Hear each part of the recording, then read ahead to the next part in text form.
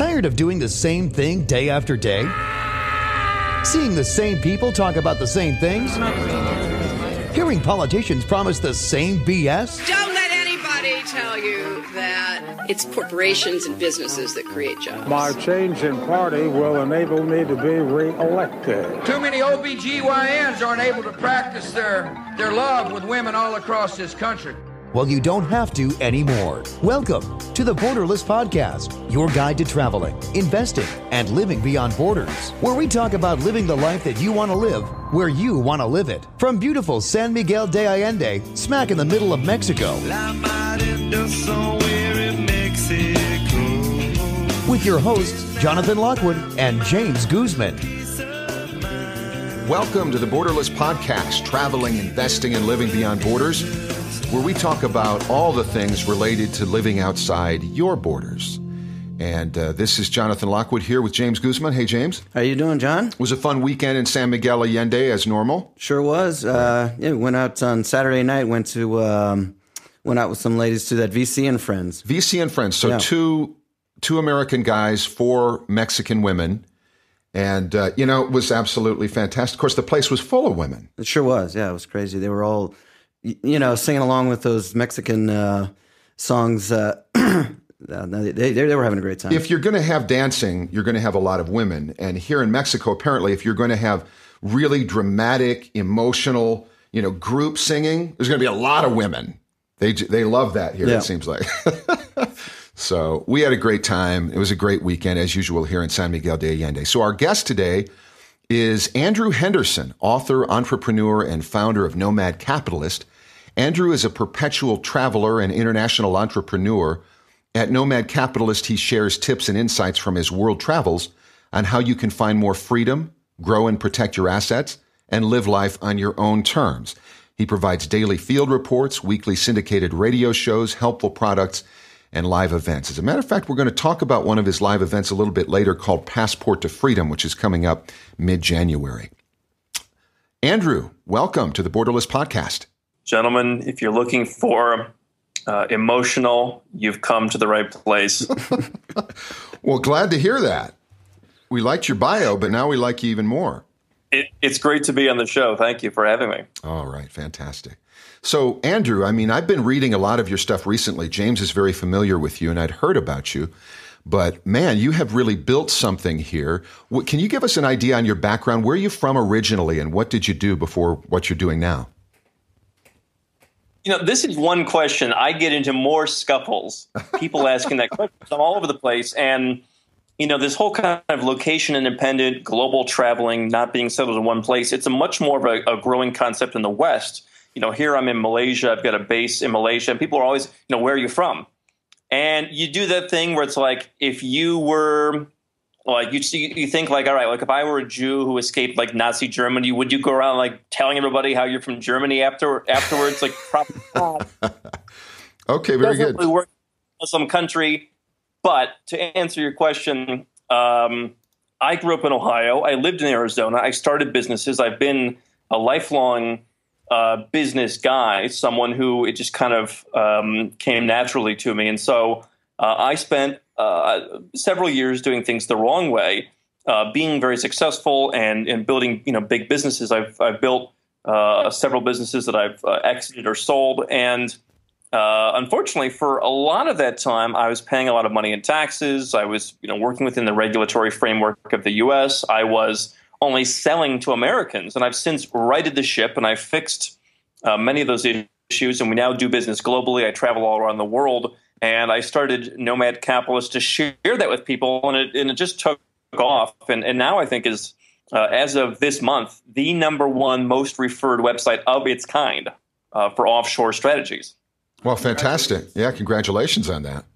Well, and I'm not surprised, frankly. I've been noticing you've got a lot of great information out there, and it's right up our alley. This is why you're one of our, original shows on the Borderless Podcast. It's very exciting. I'm guessing there must have come a time when you woke up to the need to do things right. Can you remember when that was?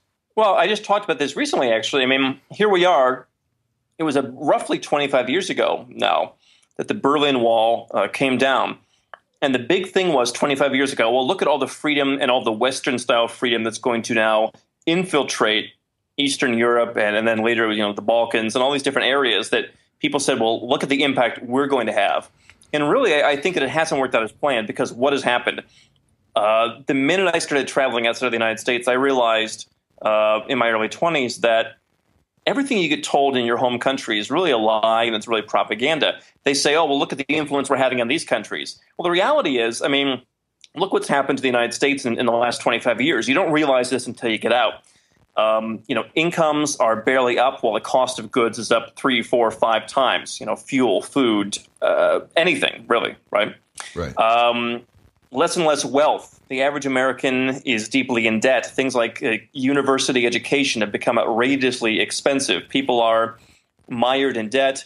And when we talk about wealth in terms of what we would consider wealth, liquid assets, investments, things like that, Americans and many Westerners really lag behind the wealthiest people in the rest of the world. So that's something that when I started traveling just for fun, back in my early 20s, I really started to grasp that.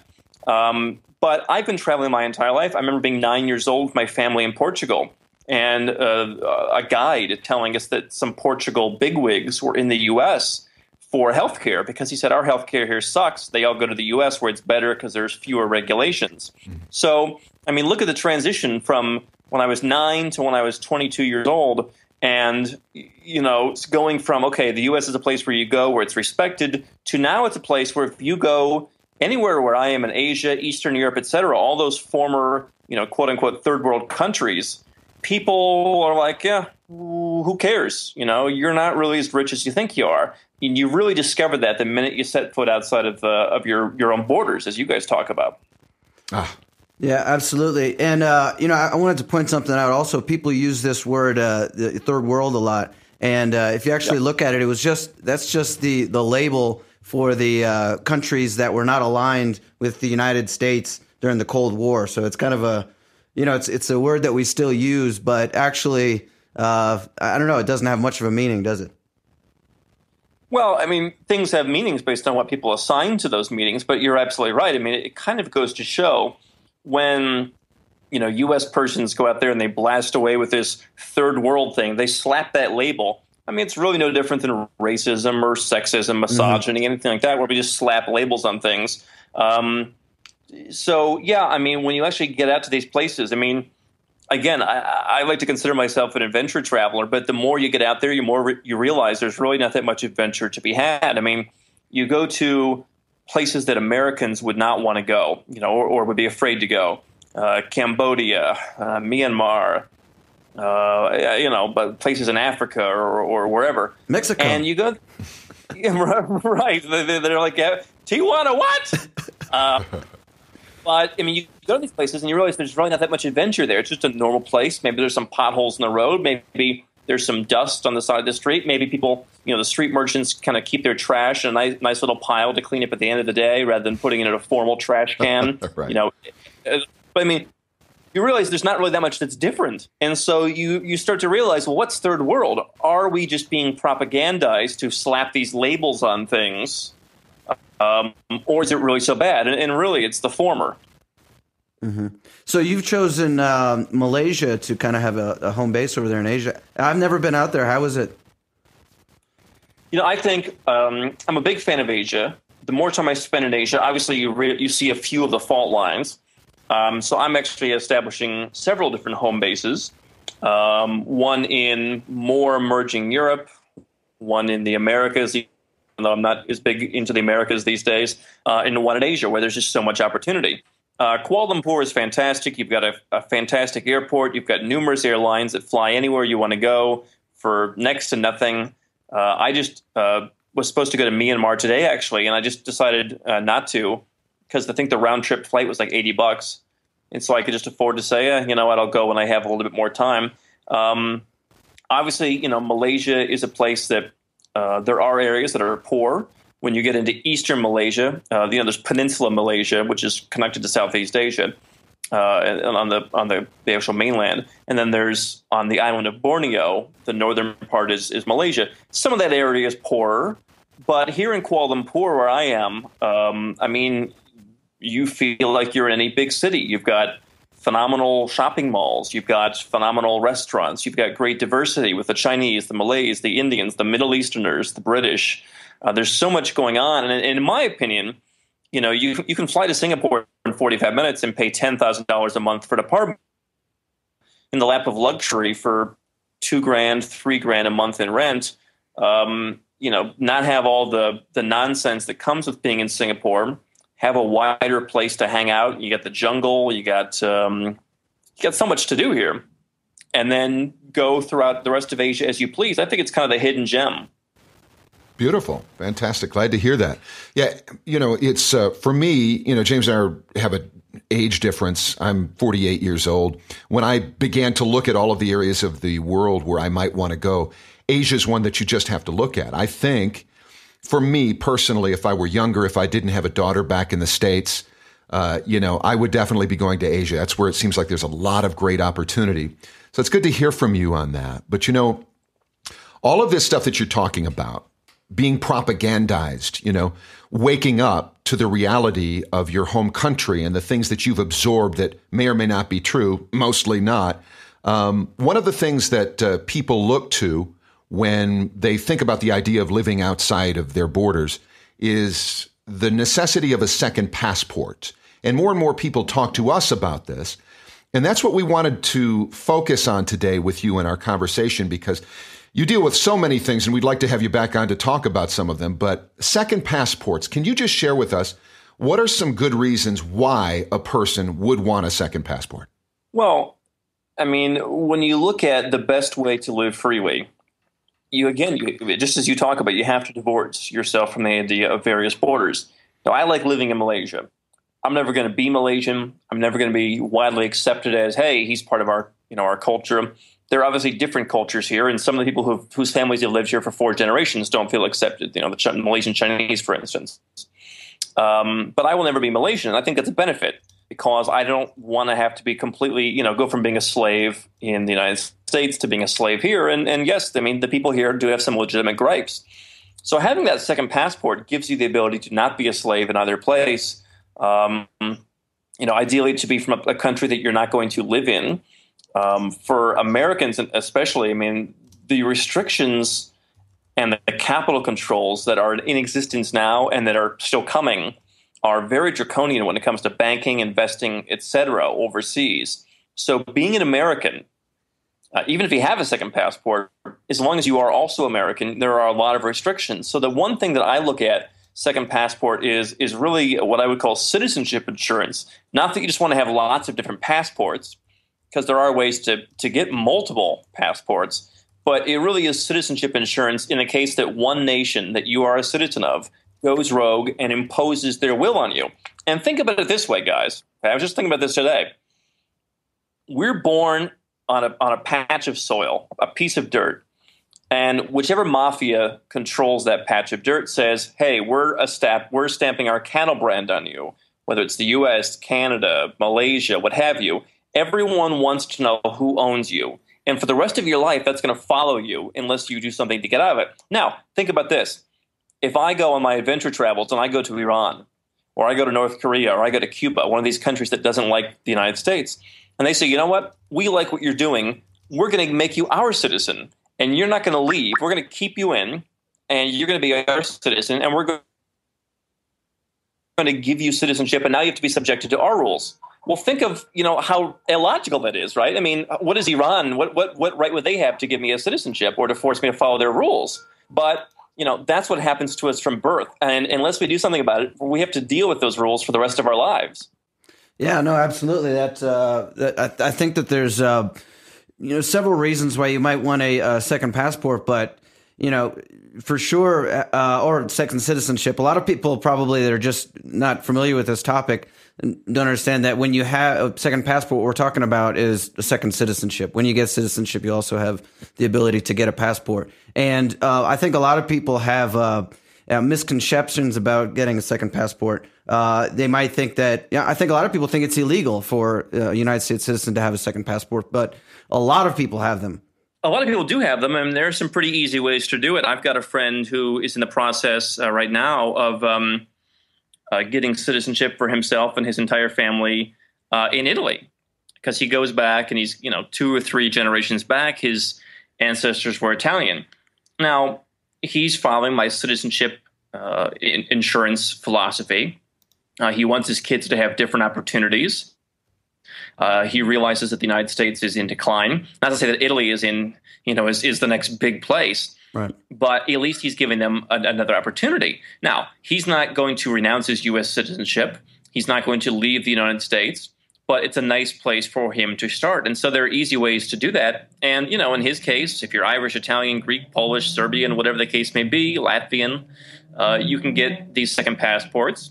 And there's nothing nefarious about it. Now, that's not to say there's nothing nefarious about, a guy like Eduardo Saverin who goes and becomes a citizen of Singapore because he doesn't want to be a U.S. citizen anymore. He doesn't want the ongoing tax burden. He doesn't want the compliance requirement.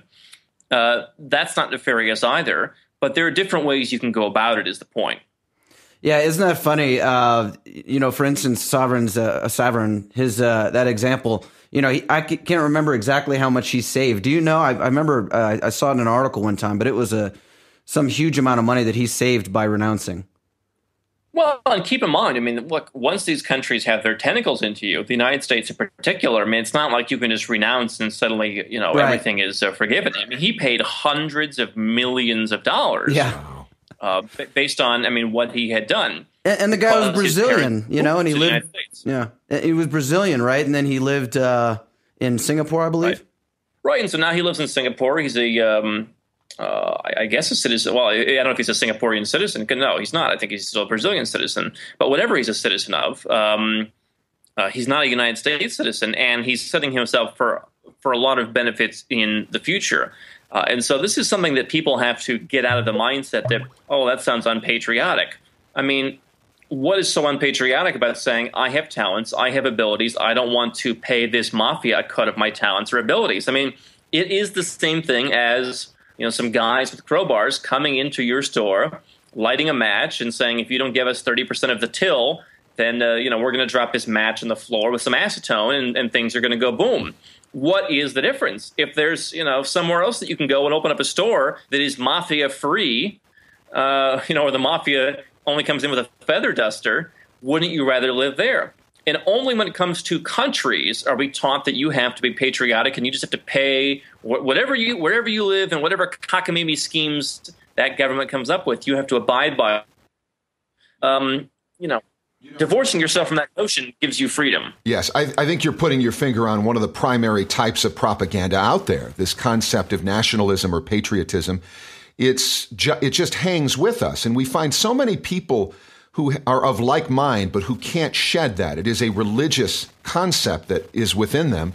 And so, if you're listening to the Borderless podcast right now, and you think that there is something bad or evil about deciding that guys with guns can't come and take all of your money and the stuff that you've worked for, this podcast maybe is not for you.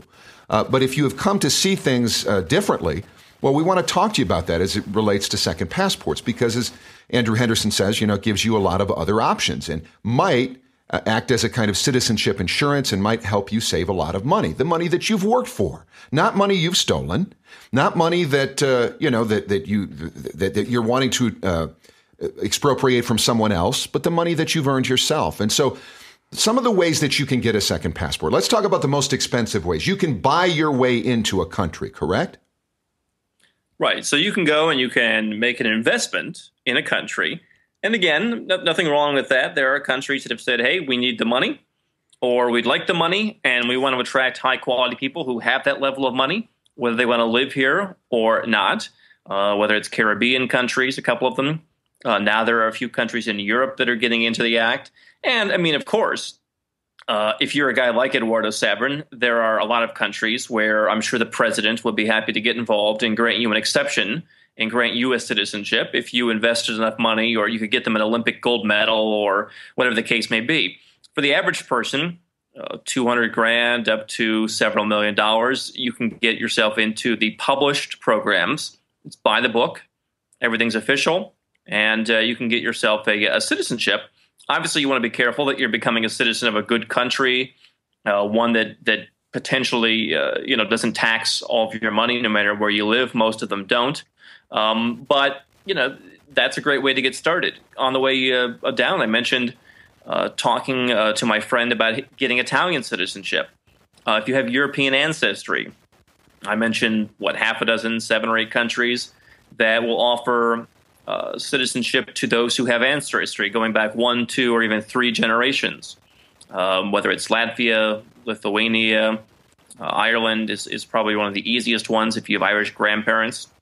And then from there, the last one is the one that you're probably the most familiar with, and that is the go there, sit there, and wait philosophy. That if you're in the U.S., you've always seen these people becoming naturalized citizens. They moved from Trinidad and Tobago 12 years ago, and they got a job, and they opened up a fruit cart, and whatever else, and now here they are.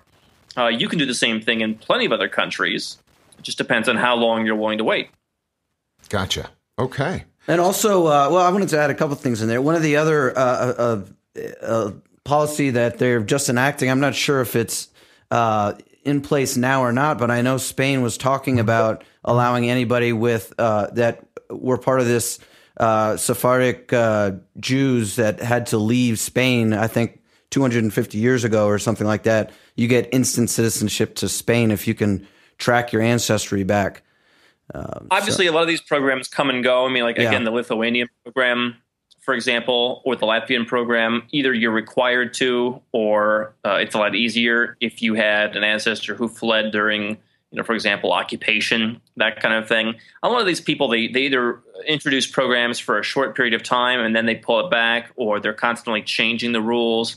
So, I mean, if it's a less straightforward option, like getting a citizenship by descent, as they call it, then you have to check what are the latest rules. The Italian one, the Irish one, those are pretty standard. Yeah, things change. And, that's one of the questions people have is, where is it that they can go for reliable information? Well, now here's one of the key things, guys, you have to be aware of is there is so much, first of all, misinformation, and there's also a lot of people that are just outright scam artists. One thing that is a big deal for Chinese nationals, for instance, and this has been going on for 10, 15 years, is there would be some Chinese guy who would go to some country in Africa, like the Gambia or something, Ivory Coast, and find some corrupt bureaucrat to give Chinese people passports for 10 grand. And then they would use those passports to go to Hong Kong, for instance, and say, oh, we're not Chinese, we're Gambian, because mainland Chinese really can't get into Hong Kong as investors. They have to be from somewhere else. So that's an example of a scam. It may work for them, but it's not going to work for you. Another example is I saw something the other day where someone said, oh, if you get like a Latin American citizenship, there are ones you can go and live for 3, 4, 5 years and get citizenship. He said, oh, well, even though you may not want a South American citizenship, the Spain has a very fast-tracked naturalization process for Latin American citizens. Well, what they forgot to, or neglected, or didn't even know to mention was that opportunity in Spain is for people who are Latin roots, not for some white guy who just goes down to Uruguay or something and gets a citizenship and then goes knocking on Spain's door. You actually, have to actually be like part of their culture.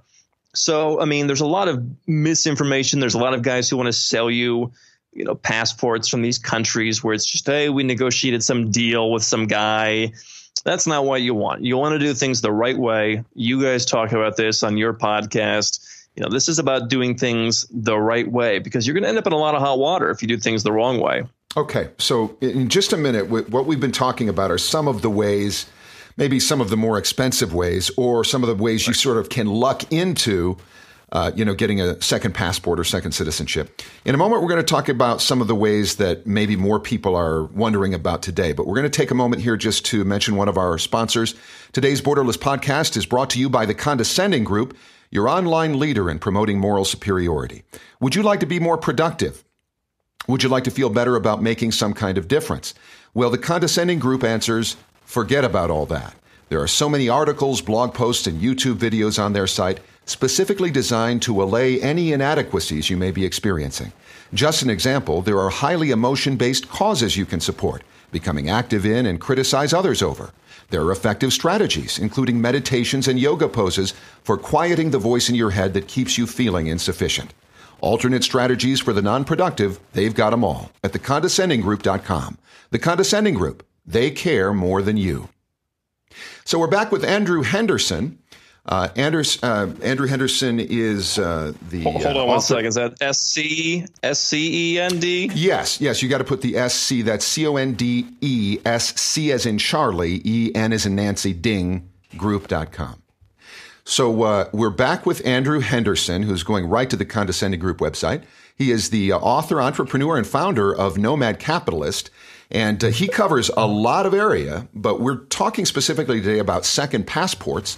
And we talked about a few of the ways to get into it. But Andrew, so let's say you're somebody who doesn't have hundreds of thousands of dollars to invest in a country. You're somebody who just does not have the fortune to be connected in any way you're aware of to a country that will let you in based on your heritage. What are some other common sense options for people who are looking to get a second passport? Well, I mean, if you live in the United States, if you live in Spain, if you live in France, if you live in any of these high tax, high regulation, high police state countries, the UK, I guess, could also be in there, then you should be open, in my opinion, to living somewhere else. So, for example, I'm spending some time right now in Malaysia. I'm crossing the street wherever I please. I act with freedom. I mean, it's just so much better. You don't realize it until you get out. There are places like that where you can go, enjoy more freedom, and start a clock ticking on naturalization. Many of these countries are in the Americas. Here in Asia, there is kind of a more closed off attitude. I mean, you can come and live here. Obviously, plenty of expats go and live in Thailand or Cambodia, although they are cracking down in some cases. But you can go and live here. You can get an investor visa in Malaysia, Singapore, Hong Kong. But you're never really going to become a citizen in most cases. Africa, I don't think you'd want to be a citizen. Europe and the Americas are the places where you can really accomplish faster citizenship. And if you're doing so on the cheap, then the Americas are the place to go. So Panama, for instance, has an easy program for Westerners. You can go and start a 5-year timeline. There are countries in South America like Uruguay and Paraguay, 3, 4, 5 years, depending on the situation. The really important thing to consider with these countries is to take action sooner than later, though, because they're always changing the plan. They're always changing the protocols. Where, a place like Paraguay a couple of years ago, you could show up, get your passport stamped or get your Sagela card. 3 years later, you come back and, now, people like me put the word out and people's feathers get ruffled and they start to make it harder. So, going and living somewhere is great. You don't have to live there full time. But if you pick the right place, you can get, well on your way to a second citizenship. You just have to make sure that, you're getting it started, because every time I turn around, there's some program where it's becoming harder. Whether it's Belgium, whether it's Singapore, whether it's all the good ones, really, are constantly making it harder. Yeah, and I guess another option would be to that changes the situation is when you get married or have a child. I know, like for instance, Brazil, they pretty much give you immediate citizenship, don't they? If you're married or have a Brazilian child. Well, in the end, this is the interesting thing. That, again, I'm just watching, occasionally I watch a TV show, and I was watching this show, Burn Notice, the other day, and they were talking to this guy. They were trying to shake this guy down for information. And they said, if you don't give us this information, we're going to send your daughter back on a plane to Bucharest in Romania. And I'm like, that sounds like a pretty good play to me. Like, how can I get sent back to Bucharest? And so I think that, I'm not saying people should avail themselves of this strategy, but you always hear about people marrying Westerners for the green card. I think you're going to see more people going the other way and marrying people, in Brazil, for instance, where, yes, you get a 1-year timeline to naturalization. For supporting someone in Brazil.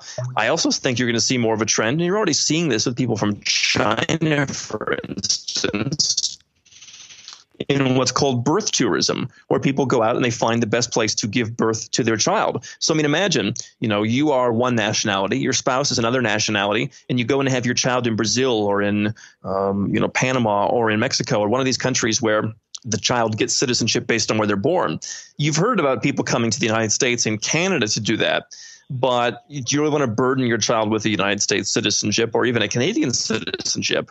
Mexico or Brazil, those aren't bad citizenships to have. So if you plan the right way, you can not only get yourself in a very good situation, but you can really help your future children. The only problem is, gentlemen, if you're interested in marrying someone in Brazil, unfortunately, the women in Brazil are known to be very ugly, So that might be something you want to take into consideration. Joking! Brazilian women, some of the most beautiful women in the world. That sounds like a really cool option to a lot of guys, I'm sure. Yeah, absolutely. If there's any Brazilian women listening to this podcast right now, I'm in the market. I'm looking for a Brazilian woman to marry. So. You might think he's joking. No, but think about the options. Here are the options. Okay, here are your two options. You can go around seeking out people in your own country and being told, don't harass me, that's catcalling, and I'm going to make a video and I'm going to harass you on YouTube. Or you can just go and have pleasant conversations with interesting people who've actually been outside of their own country, let alone their own county lines. Right, exactly. So talking to people who know what they're talking about, this is one of the things Andrew is talking about here. Take action sooner than later. Remember this. I hear about this every so often. Nations are changing their policies all the time. There are opportunities to get a second passport now that may not be available later. And so that's what we're talking about. If this is something of interest to you, we're looking at all of the options. So, one of the things we mentioned in the opening is that Andrew on Nomad Capitalist puts on events, and there is an event that he has coming up that he's calling Passport to Freedom, which is going to be right here in Mexico. When is that happening again, Andrew? Well, we're having an event January 15th, 16th, and 17th, and I'm also doing a fourth day for some private members and VIPs of my club, people that I hang out with, where I get a lot of this new information from the 7, 8, 9-figure business people and investors. But we're coming to Cancun, to be honest, because we had our very first event with Peter Schiff in Las Vegas. I am a capitalist, and as much as people say, well, why do you have an offshore event in Las Vegas? We conducted our research, and people said, we want to go to Vegas. So who am I to turn people's money down? Well, we went to Vegas. We had a fantastic event. But what we noticed was Vegas is falling apart. Okay, this is another thing that, like, before I was traveling, when I was 21 years old and I was going to Vegas every month, living in Arizona or briefly living in California, you don't realize, you think, oh, Vegas, this is as good as it gets. And then you come over to here to Asia and you go to Macau, where the revenues are, I believe now, 9 times what they are in Vegas, just from a tiny percentage of Chinese flying down to Macau. And you see how everything in Macau works so perfectly. The escalators work. There's a perfect scent everywhere you go. Everything's just in working order. And then you go back to Vegas and you're like, wow, this place is a real dump. Wow, that waiter was a real a-hole. I think that the condescending group is the owner of the Las Vegas Strip these days. And so I don't know if they own anything, though. Well, no, but yeah, we had a great event. People loved it. It was fantastic. Peter Schiff, talk about a great first event. But we decided, listen, we got to go. We got to follow our own advice. We got to go where we're treated best. So I got invited down to Mexico. We went around to all these different hotels. I found the one on the best beach in Cancun. And they were very reasonable with us. It's a fantastic facility. We're flying in people from all over the world, over 24 experts on everything offshore, second passports. We have people who really know what they're talking about that don't go to all the other conferences from the nameless, faceless quote-unquote gurus. This is going to be a unique cast of characters that you will not find anywhere else, and I'm really excited about it. Yeah, that sounds great. I will definitely try to make it out there. What do you think, Jonathan? You think you can go out to Cancun? Does that sound all right? I've never been to Cancun. Yeah. I hear it's nice, and this sounds like a fantastic event, even if it weren't. Over 24 experts with everything you need to know about living beyond borders. Nomad Capitalist's Passport to Freedom event. So let's see if we can help with this podcast as it rolls out, finding more people in the vicinity here who want to go to this. Yeah, people can go to passporttofreedomevent.com. All the details are there, and we're adding more speakers. A lot of good stuff coming up, so I'd love to meet with people, And everything's on limits. That's the difference here. Is people get to meet me, they get to meet all the other speakers, they get to pick people's brains. It's not like people come out and speak and then go back and hide in a hole.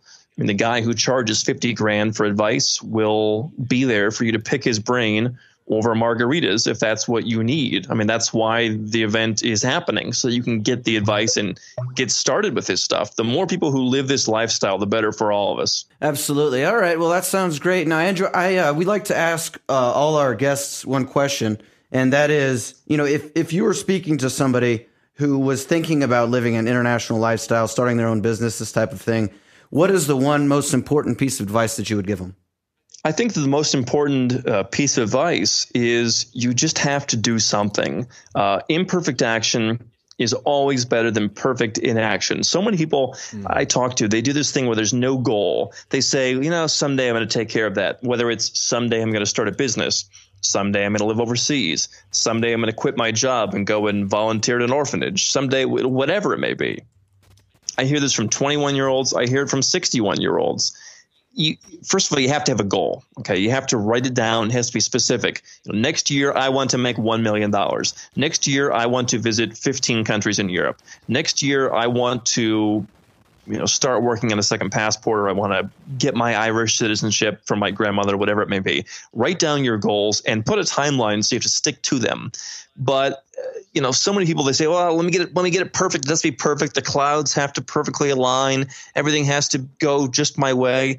It's never going to happen that way. You have to decide to do it. And the one thing that I've seen a lot of people do successfully was kind of take like a 12-month learning tour. And I've done this where you say, all right, I'm having my sister move into my house, and I'm just going to keep the artwork hanging in the walls. Not going to sell all my stuff yet, but I'm going to take a year off and I'm going to go and live in 12 different countries, and I'm going to see which ones I like. And hey, you know what? I'll come back afterwards, and we'll just see what happens. Everyone I know who's done that ends up just saying, you know what? I found the place I want to live. I'm going to do it, because they got out of the mindset of I have to stay here. So if you just kind of do it in small doses, you can get started very easily, but you need to do something to get started, and you need to set a goal. I mean, that sounds so healthy. We started this podcast talking about propaganda and the sort of hypnosis that comes along with it. But the cool thing is, if any of this stuff sounds good to you, if you go on, whether it's 12 months or maybe it's a few weeks, if you get outside of your comfort zone, outside of your own country and its attendant propaganda, it's not that hard to wake up from it and to see that there is something else, that these other countries are not necessarily the quote unquote third world, nasty, ugly country where shit runs in the streets, as people like to promote. And so that sounds like a really healthy idea. And obviously, listen, no place is perfect. That's why we talk about the idea of diversifying. I'm not going to open up big bank accounts in Malaysia. I'm not going to store my gold in the vaults here in Malaysia, because if anything happens to me in Malaysia, or I want to get out, or whatever, I don't want to base my entire life here. I'll put some stuff in Singapore. I'll have some other stuff going on over here. But here's what I do notice in places like Malaysia and many of these other so-called third world countries is, while the people are very optimistic, they see the opportunity to make lots of money. Many of them are making lots of money. They also realize what the problems are. And that's something that I really don't see much in the U.S., Australia, and Britain in particular. People there are just so madly in love with the government. If you speak out against it, if you say that someone in the military is doing something wrong, you're just an evil jerk.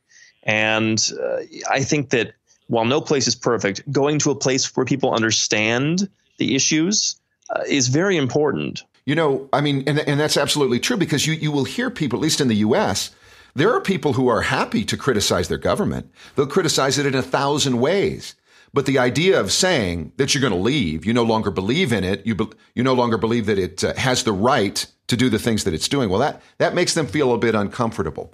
And the good news, though, I think, is that a lot more people are waking up to the reality of this hypnosis that we get from this propaganda. But this is the point. I mean, the point is that, who cares who's waking up, to be honest? I mean, you know what? I am responsible for me. Right. I'm not responsible for others. I can go out and spread the word, but there will come a time. We already have this in our private club. We have this when we do our events. Our events are all about taking action. People come and they get stuff done. This is not a pep rally. It's not rah, rah, rah. It's actually coming and getting stuff done and having fun doing it. But we're getting stuff done. There's going to come a time when I'm just going to be like, you know what?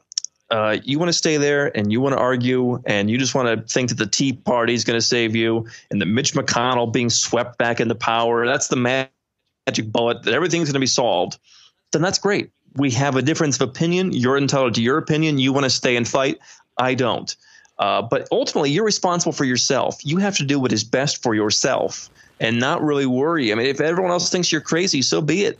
I couldn't have put that better myself. In fact, I say the same thing. You want to stay and fight? You think there's a chance? Good for you. I don't want to put you down. I disagree. I just don't see that. Excellent. Excellent. James, anything else for Andrew? Well, Andrew, I mean, if you'd like to tell us a little more about what you offer on your website and about your club, to let people know about that. I think really the first place that people should get started is coming to an event. I mean, we have a private club that we're doing, even starting now, some investments with people in the club. And some of us have become very close friends where we get together and we help each other out. There's a lot of great information on nomadcapitalist.com about all these topics, from second passports to offshore bank accounts, what have you. But again, I mean, it really comes down to how do you set your goal and how do you take that first small step? Okay. The problem with so much information on the internet from myself and 92 other people is that, we can get analysis paralysis. What I do at the event is I really break down the issues to what you need to know. I give people several choices. Hey, here are some places that this kind of group, for instance, Americans may want to live. Mexico, Europe. Let's break them down. What are the opportunities? And get people leaving with some action plans. So, I mean, the event is a great place to start. The private club is something that we'll be discussing at the event. But, I mean, really, there's always a stage. There's always a progression to follow. Someone who's brand new to this stuff probably isn't ready for a club, but they are ready to come to an event and meet other people and build their Rolodex, because that's just as important as the information. But do that and get an action plan. So we've got a lot going on, but you have to make sure, all right, am I doing this in the right order? In the right order. Excellent. Well, we've been talking to Andrew Henderson, author, entrepreneur, and founder of Nomad Capitalist. He encourages you to beware misinformation on this subject of living beyond your borders and getting a second passport. Conduct your due diligence. A great place to do that is to check out nomadcapitalist.com. There are a number of other websites you can go to. Throw yourself into it. Understand these issues. Be in a position to conduct that due diligence and arrive at your own decisions. Nomad Capitalist Passport to Freedom event is in Cancun, Mexico, January 15th through 17th. Over 24 experts with everything you need to know on this subject. PassportToFreedomEvent.com. And the advice that I take from this, that I agree with, and I hear more and more people saying this in a variety of areas of life, is imperfect action is always better than no action. Not sure if you're doing everything perfectly? Guess what? You're probably never going to do anything perfectly, but get rolling. Start heading in some healthy directions here. And one place to go for more information on this is nomadcapitalist.com. So thank you very much, Andrew Henderson. It was a pleasure having you on. Do you have anything else to leave our listeners with? Oh, it's great to be with you. I appreciate the opportunity, and I look forward to seeing people in Cancun and helping people get started. But I always appreciate the chance to chat with you, gentlemen. Okay. Thank you so much, Andrew Henderson. And folks listening to the Borderless podcast, if you enjoyed this today, if you have any comments on anything that Andrew Henderson had to say today, or if you have any recommendations about other guests we need to have on the Borderless podcast, we'd like you to right now do a couple of different things. We'd like you to first go to borderlesspodcast.com and click on the great big button that says Join the Borderless Movement. That'll give you access to our private Facebook page where you can get in on the dialogue here. There's also a special gift for you there. Also, if you would do us a huge favor, go over to iTunes and subscribe, rate, and review our podcast. That really helps us. Join us again for our next Borderless podcast. Thanks for joining us for the Borderless podcast. Traveling, investing, and living beyond borders.